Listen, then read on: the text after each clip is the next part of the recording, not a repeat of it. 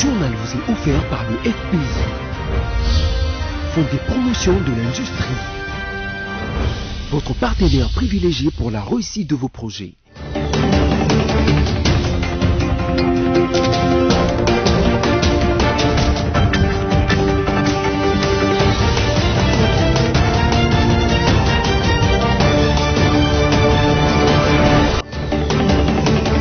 C'est l'heure du journal sur BSC-TV, madame, monsieur, bienvenue, en voici le sommaire. Le président de la République, Félix-Antoine Tshisekedi Tshilombo, a effectué un bref passage le week-end dernier à Luanda en Angola, où il a pris part à la Biennale de Luanda. La conférence épiscopale nationale du Congo, SANCO, a déclaré ce lundi avoir suspendu sa participation aux activités des plateformes de confession religieuse. L'avenue Ouya, dans sa partie du quartier GB Angalema, a subi les travaux des réfections par l'Office de voirie et drainage OVD, selon un constat de nos reporters.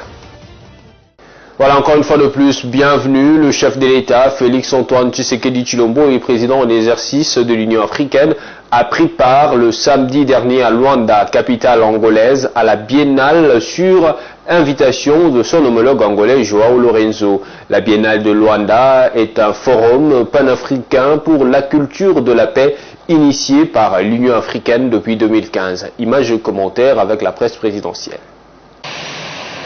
C'est par un vol non régulier des Congo Airways que le président de la République, Félix-Antoine Tshisekedi Tshilombo, est arrivé ce samedi matin à Luanda pour une visite éclair de quelques heures. En sa qualité de président en exercice de l'Union africaine, le chef de l'État congolais est venu répondre à l'invitation de son homologue angolais, Joao Lorenzo, pour participer à la Biennale de Luanda, un forum panafricain pour la culture de la paix initié par l'Union africaine depuis 2015. La deuxième édition de la Biennale de Luanda a l'avantage d'avoir réuni en présentiel autour de président Tshisekedi et Lorenzo, le président de la République du Portugal, Marcelo Souza, Denis Sassou Nguesso de la République du Congo, le président de la République démocratique de Sao Tomé et Principe et Villanova, les vice-présidents de Costa Rica et celui de Namibie, ainsi que de délégations de haut niveau de plusieurs pays.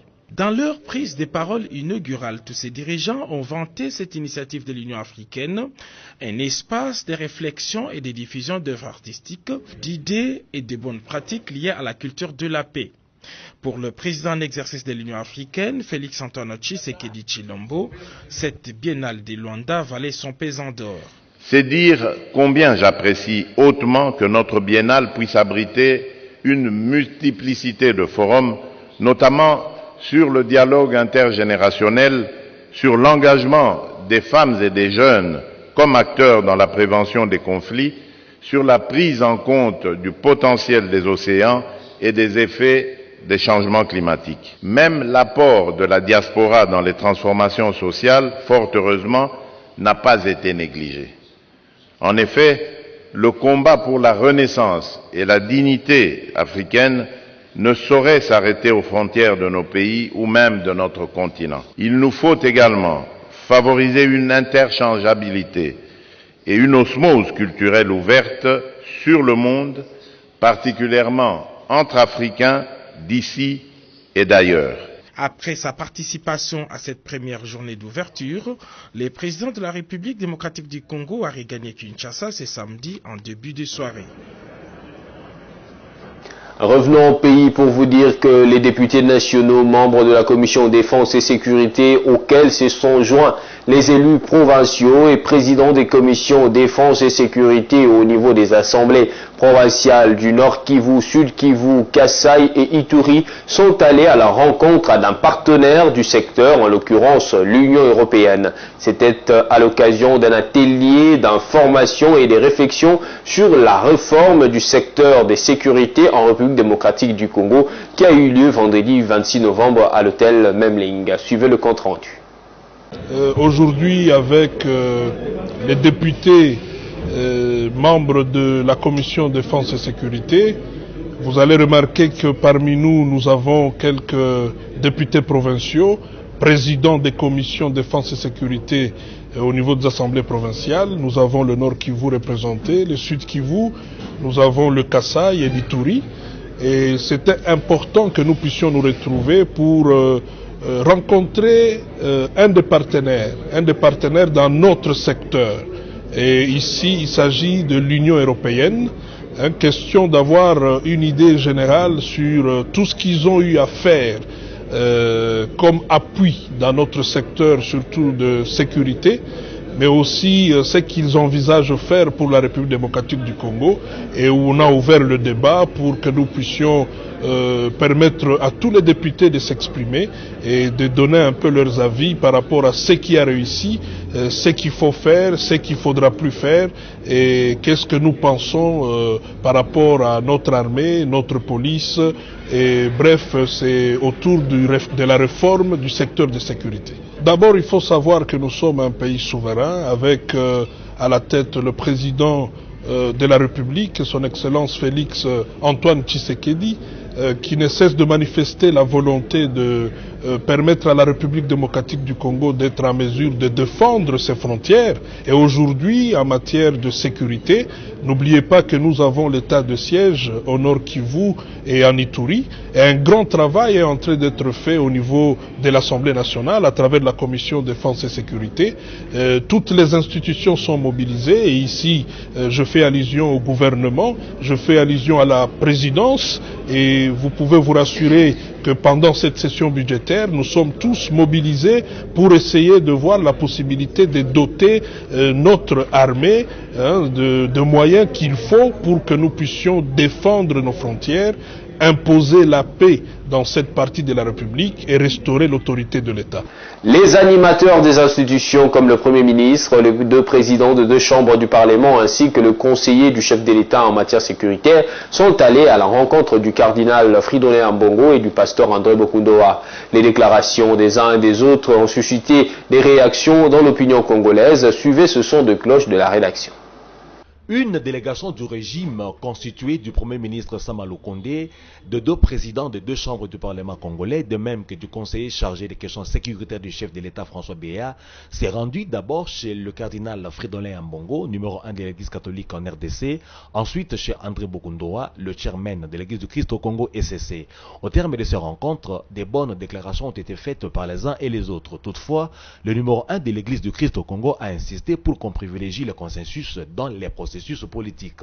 Ces visites sont la conséquence du rejet aussi bien de la désignation de Denis Kadima à la tête de la CENI par les confessions religieuses, de l'entérinement de cette désignation par l'Assemblée nationale, que de la publication de l'ordonnance de confirmation de cet entérinement. Ayant conjugué leurs énergies et stratégies, certaines structures de l'Église catholique, notamment le CALCC, ainsi que celles de l'ECC comme le Milapro, se sont jointes au Front commun pour le Congo, de même qu'à la Mouka, pour planifier des activités politiques en vue d'obtenir, entre autres, la dépolitisation de la CENI et l'abrogation de la désignation de Denis Kadima. Ces activités, ainsi que toutes celles qui ont précédé le parachèvement du processus de la désignation de Denis Kadima à la tête de la CENI, ont naturellement tendu la situation politique en RDC, y faisant augurer un mauvais lendemain politique, en l'occurrence la contestation des résultats des prochaines élections et des crises post-électorales dont la majorité des Congolais veut juguler la pérennisation. La Mouka et d'autres observateurs ont mal digéré le fait que les deux églises susmentionnées ont si facilement accordé leur violon avec le régime sans que ce qui a conduit à tendre la relation entre les deux parties ait été réparé. L'opinion se demandait non seulement si ces églises n'ont pas été corrompues, mais également si le régime n'a pas établi la tradition de faire des passages en force pour après s'élancer dans des initiatives de réconciliation sans changer ce que les critiques ont vilipendé. Une stratégie qui étonne de la part du régime qui instaure un mauvais précédent politique, qui tranche avec son passé politique et auquel ses imitateurs se référeront désormais pour donner eux aussi leur mauvais coup politique. Toutefois, il sait de reconnaître que cette réconciliation entre les églises boudeuses et le régime a contribué à détendre l'atmosphère politique. In fine, en cas de contestation des résultats des prochaines élections et des crises post-électorales, ces églises seront responsables de tout ce qui surviendra pour s'être réconciliées avec le régime sans avoir au préalable obtenu ce dont elles le reprochaient en fait de l'installation du nouveau président de la centrale électorale. Et puis, comme vous l'avez suivi au titre, après l'Église du Christ au Congo, la conférence épiscopale nationale du Congo, SENCO, a annoncé ce lundi 29 novembre, lors d'une conférence de presse, la suspension de ses activités au sein de la plateforme de confession religieuse. Images et commentaires. Le processus électoral, convaincu que le bien-être du peuple congolais et la cohésion nationale dépendent pour beaucoup de la réussite du processus électoral dont l'objectif est l'organisation des élections crédibles, inclusives, transparentes et apaisées, les évêques ont échangé sur l'évolution de ce processus qu'ils suivent très attentivement. Ils déplorent la politisation de la Commission électorale nationale indépendante CENI et le climat de méfiance engendré, susceptible de conduire aux élections contestées d'avance et qui, par conséquent, porterait sérieusement atteinte à la cohésion nationale et à la paix sociale. C'est pourquoi, pour garantir le caractère apaisé du processus électoral, ils ont levé l'option de demander à qui de droit à faire preuve d'ouverture afin de rassurer toutes les parties prenantes de la transparence et de l'inclusivité du processus électoral. Avec la désignation des animateurs de la CENI, les évêques se sont rendus compte de la grande divergence des doctrines et des perceptions de valeurs éthiques avec certaines confessions religieuses. C'est pourquoi ils ont décidé de suspendre la participation de l'Église catholique dans la plateforme des confessions religieuses. Tout à fait autre chose à présent, le vice-premier ministre, ministre de l'Intérieur, Daniel Aselo Okito, est arrivé dans le Congo central, plus précisément à Matadi, chef-lieu de la province, samedi 27 novembre, pour avoir des réponses à ces questions concernant la complicité qui a été établie entre les assaillants et détenus qui se sont évadés dans la nuit du 23 au 24 novembre à la prison centrale de Matadi. Christelle Guenda. Pour avoir de réponses à ces interrogations et prendre de mesures appropriées afin d'éviter une évasion à l'avenir, le vice-premier ministre, ministre de l'Intérieur et Sécurité Daniel Aselo Okito est arrivé vendredi 26 novembre dans la ville montagneuse et rocailleuse. Il a été accueilli par le comité provincial des sécurités avec à sa tête le gouverneur intérimaire du Congo central accompagné de cadres et militants de l'UDPS. Par ailleurs, l'agenda du patron de la territoriale Daniel Aselo prévoit des réunions non seulement avec l'exécutif provincial, les autorités militaires et policières de la province, mais aussi le responsable de la prison de Matadi et autres. Rappelons que cette évasion de prisonniers a été une opération spectaculaire au cours de laquelle 2 hommes armés se sont présentés à l'entrée principale de la prison, ont neutralisé le gardien et ouvert le cellule permettant à un grand nombre de prisonniers de s'enfuir. Affaire Bukangalonzo, on en parle dans ce journal. L'ancien Premier ministre de la République démocratique du Congo, Augustin Matata Ponyo Mapon, était face à la presse ce lundi 29 novembre après que la Cour constitutionnelle ait été déclarée incompétente sur ces dossiers. Les sénateurs Augustin Matata Ponyo a, devant les femmes et hommes des médias, saisi l'occasion pour déplorer les violations des textes de la République. On écoute. Enfin, le Premier ministre honoraire Augustin Matata Ponyo a brisé les silences après que la Cour constitutionnelle s'est déclarée incompétente sur le dossier du parc agro-industriel Bukangalonzo. Face à la presse nationale et internationale, l'ancien Premier ministre de la RDC a balayé d'un revers la violation des lois du règlement intérieur du Sénat et de la Constitution du pays, dont les soucis d'être condamné et jeté en prison. Aujourd'hui, la Cour constitutionnelle, en se déclarant incompétente pour me juger, démontre à suffisance comment la Constitution, les lois du pays et les règlements intérieurs du Sénat ont été systématiquement et intentionnellement violée, avec la complicité, malheureusement, du bureau du Sénat, dans les soucis de me condamner et de me jeter en prison. Et ceci pour des objectifs politiques bien connus qui n'ont rien à voir avec la gouvernance financière du projet. Je remercie la Cour constitutionnelle et la félicite pour son sens élevé des responsabilités, pour avoir dit les droits et rien que le droit. En outre, Augustin Matata Ponyo s'est posé autant de questions sur la poursuite du dossier de cette affaire du parc agro-industriel Bukengalonzo. Comment puis-je, chers journalistes, détourner des fonds qu'on ne m'a jamais remis et qui donc n'ont jamais été dans mes mains?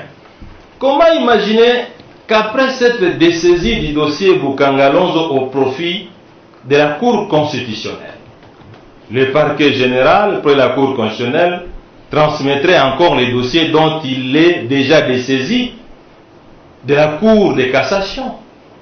Surtout que cette dernière, la Cour de cassation, s'était déjà déclarée incompétente pour traiter le dossier d'un Premier ministre honoraire. Il reste à savoir maintenant ce que va faire le gouvernement et comment il entend obtenir réparation et quelle sera la Cour qui sera habilitée à juger les accusés. Et puis, une bonne fraction des Congolais s'interroge sur le contrôle parlementaire quand elle cogite, entre autres, sur le sort du ministre Augustin Kibassa Maliba, qui, en répondant aux questions des députés nationaux, a déclaré avoir laissé les dossiers RAM sur la table du gouvernement qui devrait décider. Mais jusqu'à présent, silence radio. Samuel Bosongo pour la réflexion de la rédaction. Il y a lieu d'être préoccupé de la santé du contrôle parlementaire dans le milieu congolais lorsque l'on se penche sur la suite du dossier interpellation du ministre de Pétentique Kibassa Maliba au sujet de la taxe dite RAM. Un dossier dont la gérance éclabousse à plus d'un chef, bien des autorités congolaises. C'est à donner l'impression que l'on n'est pas soumis à la rigueur du contrôle parlementaire quand on a des connexions avec les régimes. C'est à porter à croire que l'Assemblée nationale, dominée par l'Union sacrée de la nation, protège ceux qui en font partie, même s'ils géreraient de façon incivique. Cette affaire acquérit la conviction, en définitive, que cette taxe est une vaste escroquerie contre les Congolais paupérisés. Cette affaire croire que le peuple est dupé et que la représentation nationale fait des cris des gémissements du peuple le cadet de ses soucis. La taxe, autrement plus incriminée et sur laquelle on a infiniment glosé, n'a pas été supprimée selon les attentes du peuple et la demande de la majorité des députés nationaux. Que cache-t-on au fond au peuple au sujet de la taxe RAM? Doit-on conclure que quand on est de l'Union sacrée de la nation, on devient vacciné contre les mécanismes du contrôle parlementaire, même si ces illégalités sont évidentes? Doit-on conclure qu'on a redouté que la boîte de Pandore ne s'ouvre pas finalement? D'où par ailleurs toute la dialectique devenue invétérée de la gérance d'une majorité parlementaire en RDC.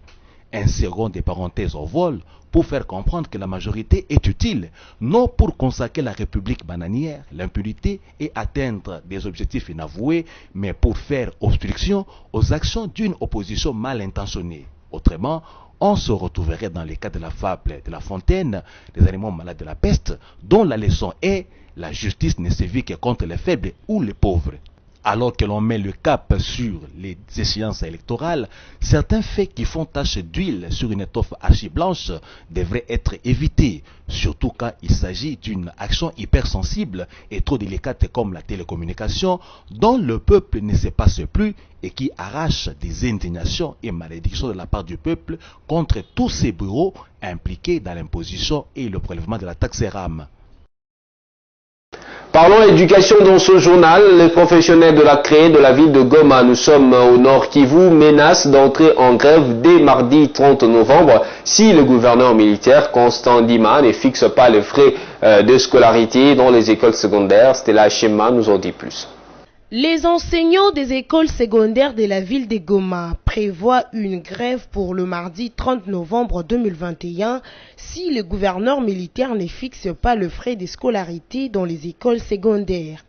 Il s'agit du deuxième ultimatum qui intervient après celui du mercredi 24 novembre. La FOSINAT, Force syndicale nationale provinciale, avait donné 72 heures à l'autorité provinciale qui a expiré le vendredi 26 novembre, date à laquelle le deuxième rappel a été fait. Cette décision a été prise à l'issue d'une assemblée générale tenue par le professionnel de la CRE à laquelle ont pris part plus de 70 représentants des enseignants des écoles de la ville de Goma et celle de Nirangongo.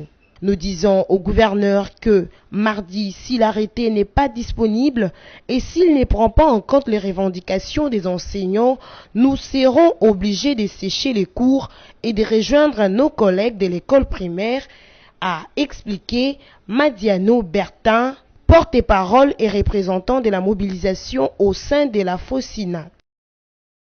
D'une province à une autre, 25 corps sans vie ont été découverts dimanche 28 novembre 2021 dans les territoires de Djougou. Nous sommes dans la province de l'Ituri. La société civile locale indique que cette découverte survient après l'attaque des miliciens Codeco. Ce reportage porte la marque d'Alice Kabango. 2 miliciens Codeco ont tué au moins 25 civils lors de 2 attaques en territoire des Djougou et de Maïgi. À Djougou, ceux hors la loi ont attaqué et sémé la désolidarisation dimanche 28 novembre 2021. Ils sont arrivés munis de machettes, 2 armes à feu. Beaucoup de victimes ont été tuées par machette et d'autres fusillées. C'est vers 7 heures du matin qu'ils ont attaqué, a expliqué le chef coutumier. Tout en confirmant également cette attaque, le président de la société civile de la chaufferie annonce le bilan de 25 personnes tuées. L'armée n'a pas encore donné sa version de fait. Pour rappel, le dimanche 21 novembre 2021, le même milicien Codeco ont tué 30 civils selon la société civile locale dans les camps des déplacés de Drodro se trouvant dans la chefferie de Bahema Nord en territoire de Djougou. Restons toujours en Ituri, mesdames, messieurs, cette fois-ci pour vous dire que le commandant de la 32e région militaire des FARDC a appelé les services de sécurité et de défense engagés dans la traque de forces négatives en cette période de l'état de siège en Ituri au respect des règles d'engagement et de comportement. Le général Bitangalo Clément l'a dit au cours d'une parade mixte FARDC police tenue le vendredi dernier au stade Amani de Bunia. Le gouverneur militaire a insisté que discipline est en rigueur. Les règles d'engagement et des comportements ainsi que la discipline doivent être strictement observées par le service de sécurité et de défense en cette période de l'état de siège, clé du succès dans la neutralisation des groupes armés. Message du général Bitangalo Clément, commandant de la 32e région militaire à ses compagnons d'armes au stade Amani de Bunia. Je veux dire à la population de continuer à avoir la confiance à son armée et à sa police. La population doit être avec nous parce que c'est à cause de cette population que nous sommes ici.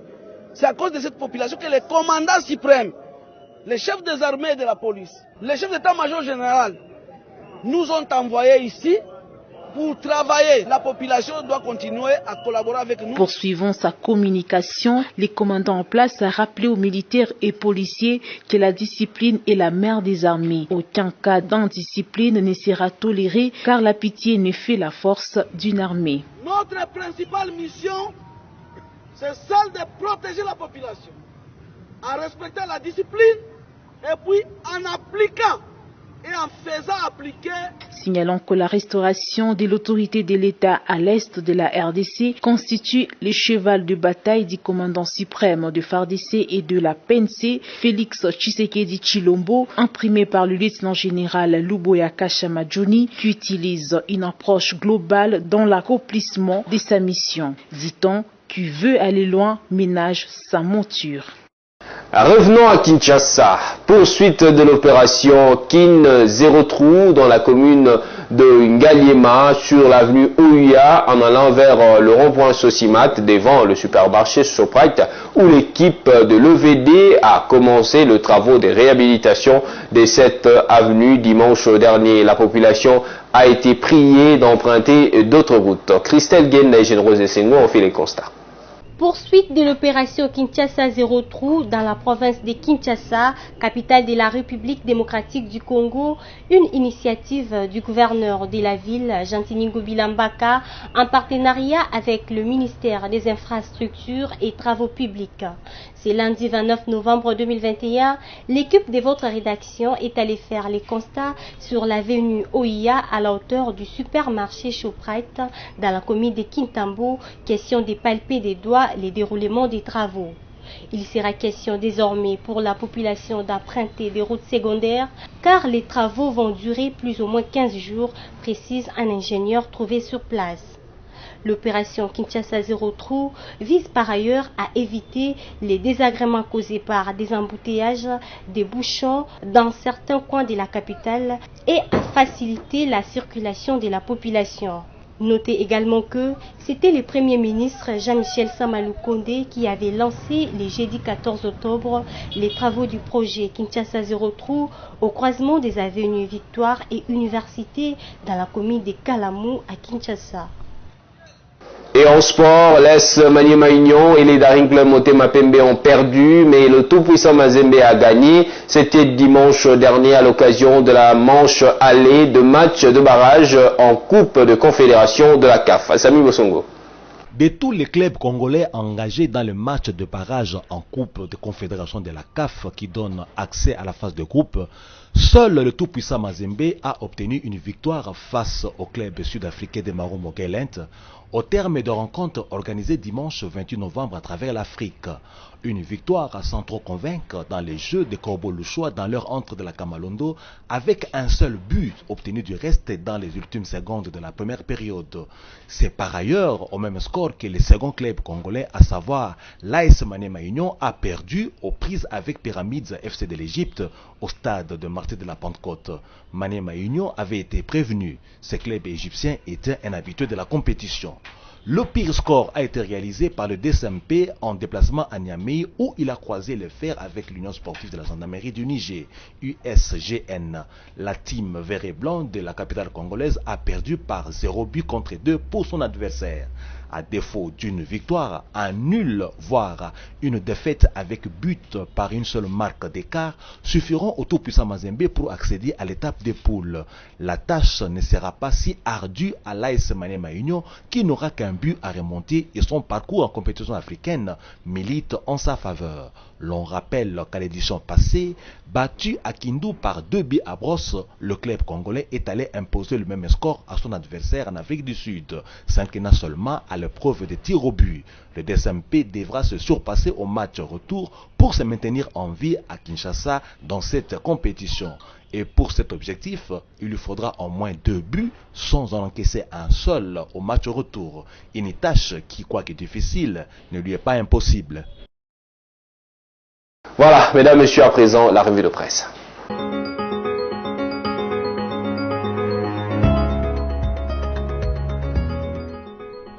Mesdames et messieurs, bienvenue dans la lecture de journaux paru ce jour à Kinshasa. Certains journaux qui n'ont paru ce lundi commentent l'éventuelle autorisation donnée par les autorités de la RDC aux troupes ougandaises à entrer dans les territoires pour traquer les forces terroristes ADF opérant dans l'est et le nord-est du pays. Forum des As indique que même s'il n'y a rien d'officiel, des sources sûres confirment l'information. Les journaux qui citent Le Monde, qui a puisé l'information auprès d'une source à la présidence de la République, affirme que le président de la République démocratique du Congo, Félix Antoine Tshisekedi, a autorisé l'armée ougandaise à travers la frontière pour combattre les rebelles du groupe Force démocratique alliée ADF, responsable des massacres dans l'est du pays. À peine annoncé, indique le quotidien, ces comebacks de l'armée ougandaise en RDC alimente une virulente polémique. Nouvel élan d'Adolphe Mouzito estime que l'autorisation accordée par le gouvernement aux troupes ougandaises d'entrer dans le territoire national, soi-disant pour traquer les rebelles de l'Ouganda, traduit les déficits de souveraineté de notre pays en ce qui concerne sa capacité de défense et sécurité du territoire, rapporte les tabloïds. Délice Sanga, Noël Chani et Denis Mukwege désapprouvent cette démarche. Mukwege qualifie même les troupes ougandaises des pyromanes pompiers. La prospérité rappelle contre la RDC et l'Ouganda un accord du partage des renseignements contre les ADF et les autres forces négatives existent. Le journal recommande d'éviter de verser dans l'intox ou l'infox et surtout de ne pas jeter l'anathème sur le FRDC qui, dans le cadre de l'état de siège, mène déjà des efforts encourageants pour enrayer une fois pour toutes ces groupes armés dont les effets pernicieux n'ont que trop duré dans cette partie de l'Est de la RDC, ajoute Les Quotidiens. Mesdames et messieurs, c'est la fin de cette revue de presse. Merci de l'avoir suivi.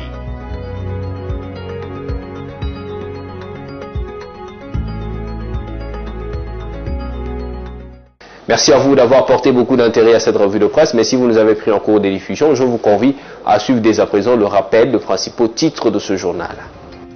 Le président de la République, Félix-Antoine Tshisekedi Tshilombo, a effectué un bref passage le week-end dernier à Luanda en Angola, où il a pris part à la Biennale de Luanda.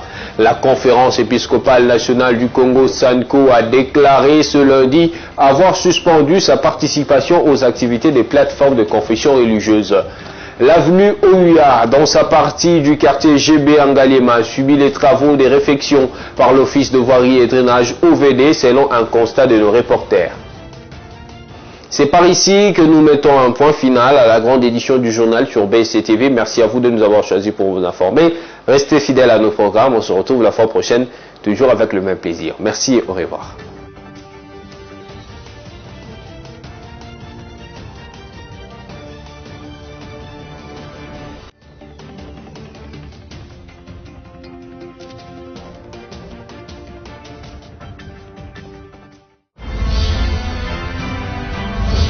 Ce journal vous a été offert par le FPI, Fonds des promotions de l'industrie, votre partenaire privilégié pour la réussite de vos projets.